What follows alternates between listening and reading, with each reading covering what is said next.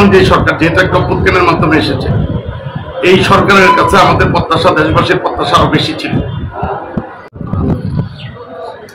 আসলে যেহেতু আমরা গত 5 আগস্ট যে গণ অভ্যুত্থানটা ঘটেছে, এই অভ্যুত্থানের মূল উদ্দেশ্যটাই ছিল বাংলাদেশের গণতন্ত্র এবং মানুষের ভোটের অধিকার, মৌলিক অধিকার ফিরে পাওয়ার আন্দোলন।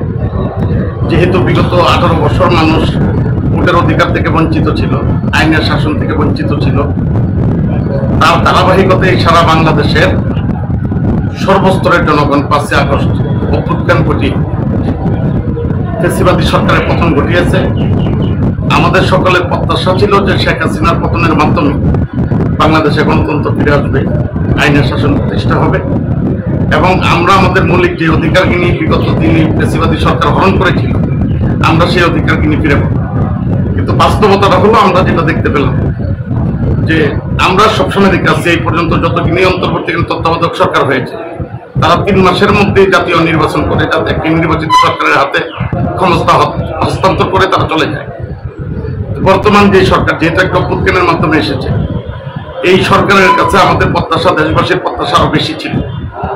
কিন্তু আমরা দেখতে পেলাম যে একজন নির্বাচিত জনপ্রতিনিধি, যাকে আদালত নির্বাচিত ঘোষণা করেছে এবং নির্বাচন কমিশন গেজেট ঘোষণা করেছে, গেজেটের পর সাধারণত সরকার তাদের দায়িত্ব বুঝিয়ে দেয়, শপথ করিয়ে, এটাই আমরা দেখে আসছি।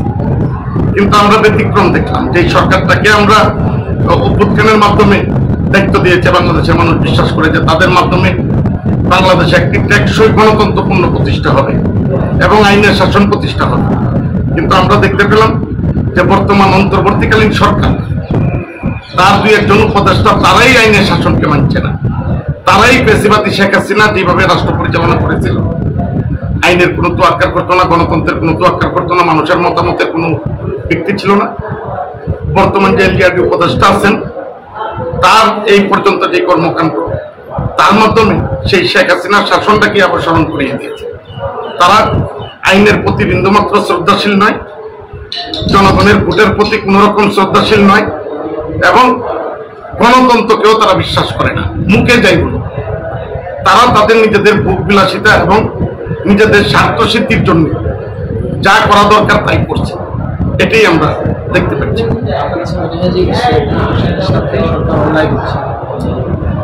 হ্যাঁ, আমরা মনে করি সরকার আমাদের জনগণের, আমরা যারা ঢাকা দক্ষিণে বসবাস করি, আমরা যারা দক্ষিণের ভোটার, যারা আমরা ইসরাক হোসেনকে ভোট দিয়ে নির্বাচিত করেছিলাম, আমাদের প্রত্যেকের সাথে বর্তমান অন্তর্বর্তীকালীন সরকার প্রতারণা করেছে।